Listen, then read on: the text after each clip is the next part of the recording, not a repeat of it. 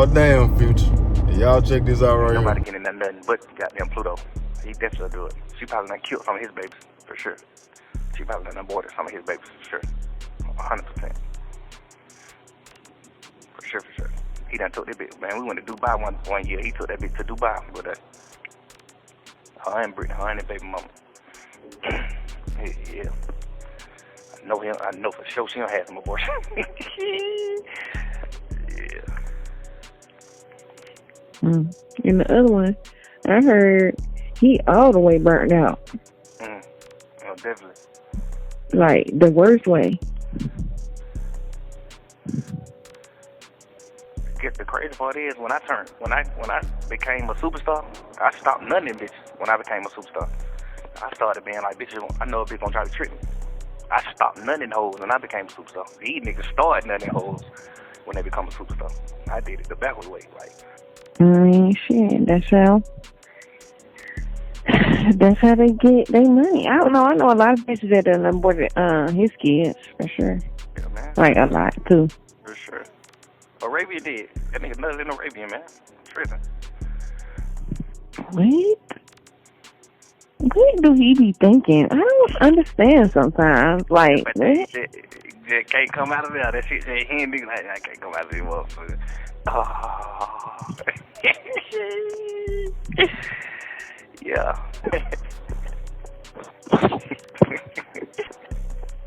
I'm 38, 39, all the kids grown. I'm just smack straight young shit and none of them hoes. Fuck it. I'm gonna play a rich shit. That shit it's really fire, but it ain't. It should be just like one or two girls like Bob Marley, you know? Bob Marley, well, he had a lot of baby mamas too, though. But he was more like a real father too, though. You know what I'm saying? Pluto got to like settle down and really just be with all the kids. People weren't looking at Bob Marley like, ew, you got 15 kids. You got 25 kids. I think Bob Marley got like 25 kids. People weren't looking at him like it was bad because he was like a real father. He was just like super there and just being a super dad, being whatever the best he could be. So women, he wasn't like disgraceful to women. Women wanted to have his kids. Pluto is like, you pushing the P. Bitches want to have your kids and shit too, but you still got to be like 100% locked in with the kids. You like 100% locked in with the I knew it wasn't going to be long. I think we all saw this coming. And I keep saying it's going to get worse and worse. As days go by, hoping that it don't get worse, but every morning it's something new. But this right here, I'm on Thug side with this. I'm gonna play devil's advocate a little bit. Future really do have a lot of kids, and Thug ain't telling him nothing wrong as far as how he handled his business and what we see publicly. What we see publicly is just a person who got a lot of game and a lot of Mac to put down when it comes to the women. Like, Future always hard on the female, but you never hear nothing good when it comes to him being a father and raising his kids, or just the relationship he has with the kids. Anytime somebody, one of his baby mamas, speak out publicly, for the most part, it's like they discrediting Future in a certain way. Not only that, you know, just give an example. Look how Russell Wilson just embraced the son he got with Ciara. You can take a lot from that based on how this dude pour into the son that Ciara and Future have together, Russell Wilson. And just, like 2 days ago, they just announced that he's taking on Russell Wilson's last name. He still got part of Future name, but ultimately, they gonna start acknowledging this young man as a Wilson the older he gets. And, you know, just being real, I feel like us as guys, just as men, you just gotta, one, choose the kids, your baby mama wisely, and two, just know what your priorities and your responsibilities is. Don't run away from them. I can't speak on the level when it comes to these rappers because, like I say, Thug spoke a lot and said a lot in that video. And we also gotta just look at a lot of this too. Like I keep saying, this man locked up, he in jail, so he ain't altar-minded, he ain't drunk, he ain't high. as far as we know, he just pillow talking on the jail call as if he was laying in his girlfriend's lap watching TV, eating popcorn on a Saturday night when ain't nothing going on. So I kind of believe a lot of the stuff that he's saying is him just speaking his truth. And I think a lot of rappers do this. I think a lot of celebrities do this. I think Thug kind of mean well when he speak on this part right here, as far as just how Future go about handling his kids and his parenting and stuff like that. He ain't really just telling him nothing wrong. What it's gonna do as far as, you know, the response Future might give it, I don't know, because some of this stuff, what if these Atlanta guys really that heard about this stuff already through the grapevine and knew that some of this shit was gonna release when Thug got out of jail? Atlanta's small. If these bloggers are able to get their hands on this stuff, you think people in the streets of Atlanta don't know what's going on before it hit the mainstream? Ain't it ironic Future page deactivated? What if that was a whole little play that they ran to make it seem like his page got hacked or something like that? And he just, man, I'm finna get on down because I ain't even finna indulge in none of this goofy shit that I'm hearing going on in Atlanta right now. Like, I'm just gonna get off the internet completely and get out of that world before it. What if he saw something and knew something before it happened? Like he seen something coming or he heard or something. I don't know. That's just my thought. That's just my opinion. I could be wrong. I say that all the time. But it's getting bad for Young Thug, and it's only gonna get worse and worse. I feel like these conversations, even if it is his honesty and his truth, it's just gonna get bad because part of me feel like too, you know, even though I say I play devil's advocate with this and like, you know, he telling Future right, and you know, you gotta give Thug somewhat the benefit of the doubt, give him a little grace because he in jail at the time, you need somebody to talk to. Part of me still kind of feel like this is just his character at the end of the day. It was a tweet that started floating around where it was like, Thug one of the type of people that seem like he'll start talking cash shit about you as soon as he drop you off. The way that he able to just expose a lot of information over a jail phone, that to me kind of do speak volume. Granted, he ain't talking about nothing illegal, but dog, you a high profile celebrity. This like, even though he a rapper, this like Jamie Foxx or somebody being locked up, or Leonardo DiCaprio, some actor, Samuel Jackson, Wesley Snipes, somebody, and just in jail, and you hear them talking all this dumb stuff about these actors that they done multi-million-dollar movies with in the past and they got Oscars for it and everything, and you see them on camera thinking that they good work colleagues.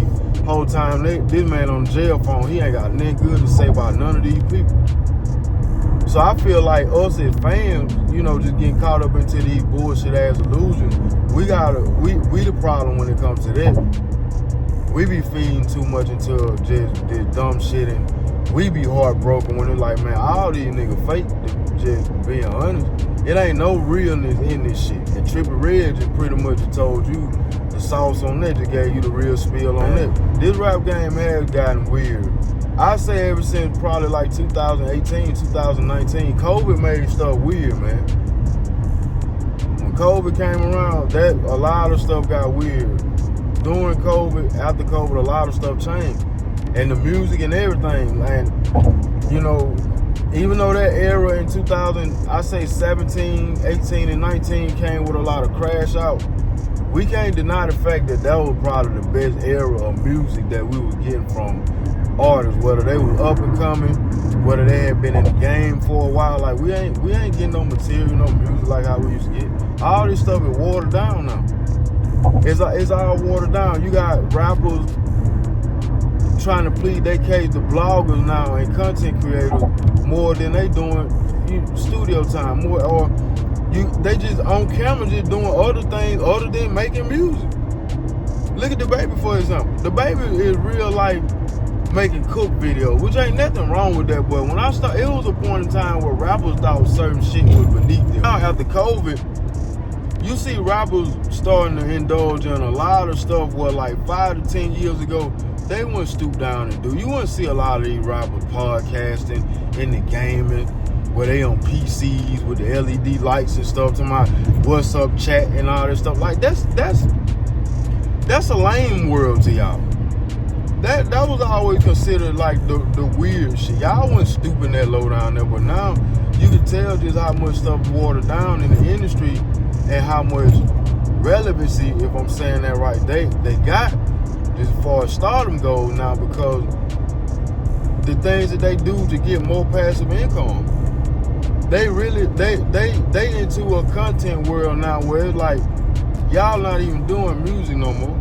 Nobody really just putting out no music. Not no good music. I ain't talking about 1 or 2 songs on Apple Music every now and then or something. So like good albums, good rollouts, good videos, good visuals. Man. Like what all the artists doing? Like what y'all at?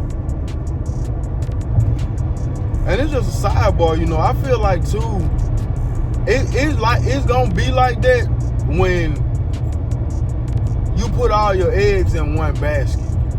I'm talking about rappers now. When I say put all your eggs in one basket, all the rappers pretty much for the most part depend on the same media source to make their careers, promote their stuff, validate whatever it is they're going through, and this is who they go to whenever they need him to clear some stuff up or they got something they need to say. Who you talking about, Trey? DJ Academic? We don't got enough people do what DJ Academics is doing, and I feel like it's a major load he carry, and he get a chance to control the narrative whatever way he want to, play devil's advocate whatever way he want to, and that makes it hard to cover content and media sometimes, because we'll be going off of just they logic on shit and not thinking logical our own selves sometimes. But when you got one media source that's pretty much the leader of the new school that kind of control that world, it's gonna be like that. I feel like we give academics too much power sometimes, and we don't believe in ourselves more. And then when you got other people up under him that come from that same umbrella, they don't know what to do with it. It's like they get sidetracked because you like to spin the image of him to the point where there's no originality with you. So what can you do to add some more flavor to what academics doing and be a pillar in this shit and you know, give the artists another outlet, because that's the only outlet that they got is DJ Academic. That's why everything seems so chaotic now. That's why everything just seems like it's so watered down and shit, because everything, when it comes to a stamp and approval, he's the only person that pretty much stamping and approving shit. And some people might go like, man, what about the Casanats and stuff? Like, man, I'm talking about real deal hip-hop journalists, real deal rap heads. I'm a rap head. Low-key a hip-hop journalist of my era now. I'm talking about the 80s and anything past probably, 96 or 97. Well, before then, I couldn't tell you nothing about it. But it ain't too much rap that I don't know. It ain't too much hip-hop I don't know. So I sit up here and I give my personal opinions, and when I'm talking and stuff and I'm spitting real from a point of view where like I real deal sit back and I study this stuff. I watch it. I love it. I got a passion for it. I don't care to just jump on the first thing hot or ride nobody's wave and stuff. But you know, I understand it's a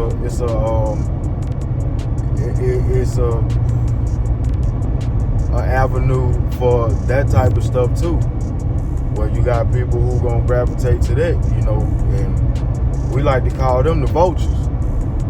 Get your money though, by all means, however you get it, make your money. That's just personal opinion right there. But anyway, in conclusion, man, it's only gonna get worse. I feel like if you're watching these videos and you're intrigued and want to know information, don't run to the same person to get all your information, because some of these people are part of the smear campaign. So you can go to the person with the bigger platforms, and just because they got the bigger numbers, you look at them as being the quote unquote, you know, voices or the people who are the visionaries, and they can, that don't mean nothing. These people sometimes are the people behind the curtain pulling the strings. And it's just to keep you hypnotized and keep you manipulated into thinking that they don't know what's going on the whole time. They the one running the play. Don't be part of the play. Listen to some of these small content creators sometimes, especially the ones who come from these areas. I'm not gonna believe a person on a whole nother coast or in a whole nother country before I listen to somebody who really from the motherland. There's like somebody from the South moving to LA and being fascinated by gang culture and start covering content from their point of view on gang culture, and everything they say they try to make it fact because they've been out there 5 or 6 years and they got a couple ties. Man, you don't know nothing about the motherland, nigga. You from here? That type of shit like that to get something done to you. But people don't, that's just my thing. I don't overstep boundaries. I feel like we look at numbers, we look at ratings, we look at views, we look at monetary success sometimes and not understand that, you know, there's a level of goofiness that comes behind that shit too. And all money ain't good money, all attention ain't good attention. And sometimes running a play to be a part of a smear campaign to destroy a person, just be careful. Because you at some point, it's gonna either be worth it for you or it's not gonna be worth it. But either way it goes, it's gonna be what it's gonna be with the person that you're trying to demolish, because they already pretty much an established person. This shit ain't gonna make them or break them. But if we content creators, we YouTubers and shit, we need this shit. The rappers need us for promotion. They don't need us for lifestyle. They don't need us to eat. Without them, we wouldn't eat. Without them, we wouldn't have shit to cover. Without them, it wouldn't be no content to talk about 85, 95% of the time. That's just a fucking fact. Now, I don't say that word a lot like fact. I just say that's just my opinion. But that's a fact. I just say Hollywood and the entertainment business just in general. So you got to give respect to a certain degree. And that's why I feel like, you know, when you got people around here who playing this game or they leaking stuff and they threatening thug to, like, how can you sit up here and you may be possibly the source to leak this YouTubers. You got certain YouTubers who post videos right after these things are leaked, and then they dare Young Thug or somebody on his team to respond and say something else because it's gonna get bad. How do you know it's gonna get bad if you're not the one controlling the narrative? You're not the one who behind the curtain pulling the string. It gotta be you. It gotta be you. And I got some stuff that's screenshotted in my phone because I talked to a real reliable source on here with a huge following. He followed me on my Instagram. I'm not gonna say too much about it. He followed me on my Instagram, but he got a huge following on here. He know me by T-Ray. He don't know me by my government, but he followed me on my personal. And we talked. We conversed back and forth in the inbox. And I just wanted to know today last night was I tripping on my little theory or some things that I put together. And he came back and let me know that I went tripping. So I'm just gonna sit back on my little 2 and 2, how I put my little 2 and 2 together on who I think is behind all this stuff. And if I'm right, I'm willing to pay a YouTuber with a huge platform to put out my video to get promotion if I gotta do that. Because I got some stuff that's real deal in my phone where it's starting to make sense to me. People don't realize how they stick their own foot in their mouth trying to sound so educated and smart and stuff like that or whatever, or just you trying to separate yourself from the situation. You don't even realize you constantly pulling yourself closer and closer to it the more you open your mouth. You're not distancing yourself from it. You pulling yourself closer to the situation. And I'm so glad that I'm a person who got a mind of my own. I got a mind of my own, 32 years old. I don't get manipulated by no content creator. And if you stay to the end of this video, hit the like, share, comment, subscribe, drop a T-Ray in the comments if you like anything that I say, man. I'm trying to get my channel to 1,000 subscribers. I'm almost there. We at what, 766? If I can get 800 by the end of the week, by next Friday, if I can get to 800 by next Friday, that's an accomplishment for me. Once I reach 1,000 subscribers, if your page is like mine and you cover hip-hop, you like media, or you just like being a content creator in general, and we can click on something, my 1,000 subscriber, I'm gonna reach out to and see what we got in common, and I'm gonna make you a lifetime moderator on my page. Not no big YouTuber. You gotta be small like me on the upcome. We're gonna help each other grow. And I'm gonna make you a lifetime moderator. So I hope you're worth it. Don't mess it up, because I'm a man of my word. I'm gonna stick to my word. If my 1,000 subscribers is on the come up on YouTube like me, I'm gonna try to reach out to him, make him a moderator on my page forever. And maybe we can start doing videos together, and what they say, iron sharpen iron.